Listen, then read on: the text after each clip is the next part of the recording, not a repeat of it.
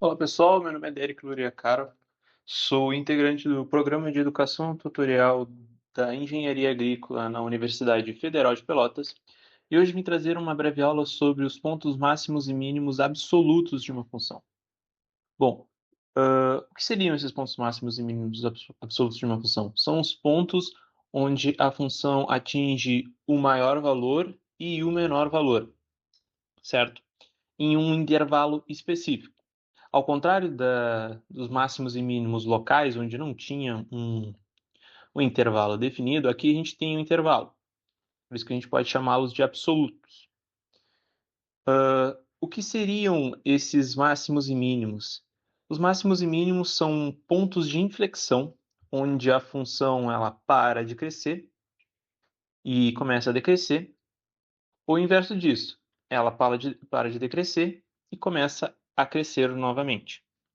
Bom, o conceito matemático disso é que os máximos absolutos são é o maior valor que a função pode assumir no intervalo. Já o mínimo absoluto, como o próprio nome diz, é o menor valor da função no intervalo. Eles podem ocorrer nos pontos críticos, onde a derivada de x da f de x vai ser igual a zero, ou nos extremos do intervalo, as pontas. Bom, aqui a gente tem uma função, um exemplo de uma função que eu plotei no GeoGebra.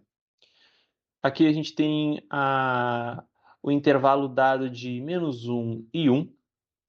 E aqui a gente percebe que temos um ponto de crista, onde a função atinge um valor máximo, e um ponto de vale, onde a função atinge um ponto de mínimo. Percebem que no ponto menos 0,6 no eixo das abscissas, a função ela para de crescer e começa a decrescer. Essa é a definição de um ponto máximo. E no 0,6 positivo, também do eixo das abscissas, ele para de decrescer e começa a crescer. Isso é, por definição, um ponto de mínimo.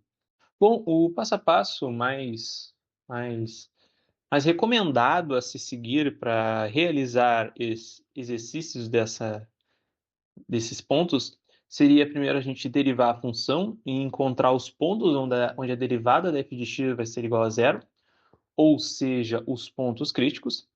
Depois a gente vai ter que pegar esses valores e prestar atenção se eles estão dentro do intervalo, por exemplo, 0 e 1.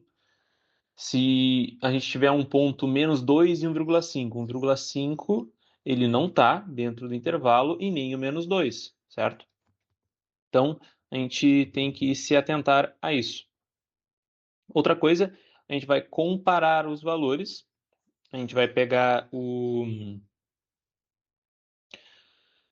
os valores de x, dos pontos críticos e também do intervalo, e a gente vai analisar ele por uma tabela, para saber se aquele é um ponto de máximo ou se aquele é um ponto de mínimo, utilizando aquela técnica de intervalos. Bom, aqui a gente tem um exemplo da função f de x igual a x elevado a 3 menos 3x mais 1, em um intervalo dado de 0 a 4. Bom, como eu já havia comentado, no primeiro passo a gente vai calcular a derivada dessa função, que no caso vai ser 3x elevado a 2 menos 6x. Agora a gente vai igualar essa derivada a zero para encontrar os pontos críticos. E, dado isso, a gente encontra os pontos críticos x igual a zero e x igual a 2. Percebam que ambos os pontos estão condizentes no intervalo, tanto 0 quanto 2.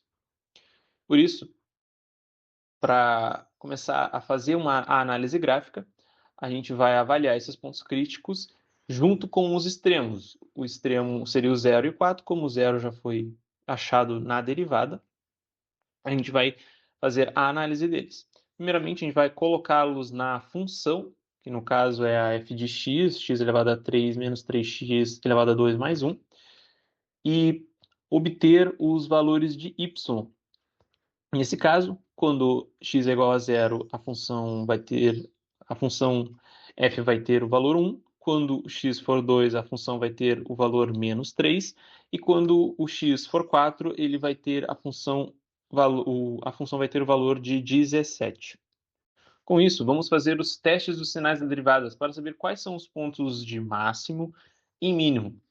Percebam que, como o x0 ele está no intervalo, a gente não consegue pegar um valor menor do que zero, por exemplo, menos 1, a gente não consegue pegar esse valor porque ele está fora do intervalo.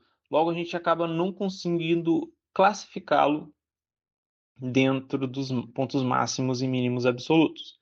Mas os outros a gente consegue. Se a gente pegar um ponto, por exemplo, agora vamos no x2, um ponto menor do que 1, a gente vai perceber que a função vai estar decrescendo, certo? E se a gente pegar um valor maior do que 2, 2,5, a gente vai perceber que a função vai começar a subir, ou seja, isso é um ponto mínimo. O mesmo a gente faz com o x igual a 4. Vamos pegar um x menor do que 4, por exemplo, 3,5, e a gente vai perceber que, aplicando-o na função, no caso, na derivada, né, que só ressaltando, a nossa derivada seria 3x elevado a 2 menos 6x, a gente vai obter com 3,5 um valor de derivada positiva, ou seja, a função está crescendo. E depois a gente pegar um valor 4,5, a gente vai perceber que a derivada vai estar, a inclinação da reta tangente vai estar decrescendo, ou seja, isso é por definição um ponto de máximo absoluto desse intervalo. Bom, aqui eu tenho um gráfico, só para a gente ter uma maior noção de como a gente pode estar vendo, como é que, através da nossa análise dos dados ali, se a nossa interpretação está correta, e aqui a gente consegue perceber que ela está correta. Como eu ressaltei, o eixo do x0, quando x é igual a zero, a derivada é zero, sim, só que a gente não tem, como não está no nosso intervalo, a gente não consegue classificá-lo como um ponto de máximo ou mínimo. Logo, a gente deixa ele sem classificação. Mas, quando x é igual a 2, percebam que a gente tem o nosso ponto de mínimo.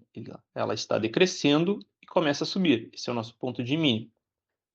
E depois, acabei cortou um pouco a imagem da representação, mas a nossa reta ela sobe, ela sobe de maneira exponencial ao infinito, e quando chega no x igual a 4, ele vai adquirir o valor de 17. E depois ele vai voltar a descer novamente. Ou seja, isso é um ponto de máximo absoluto em nosso intervalo. Bom, concluindo, a gente consegue observar que, através dos passos que a gente realizou, nós encontramos um ponto de mínimo absoluto e um ponto de máximo absoluto. Pode ocorrer situações onde teremos mais pontos de máximo e mais pontos de mínimos, vai depender da, da dinâmica da função, se ela vai subir e descer várias vezes, como uma função de um seno, por exemplo, certo? Mas em nosso x igual a 2, a gente tem um ponto de mínimo com coordenada de função menos 3, e no x igual a 4 a gente vai ter 17, certo? Esses são os valores de máximo e mínimo absoluto.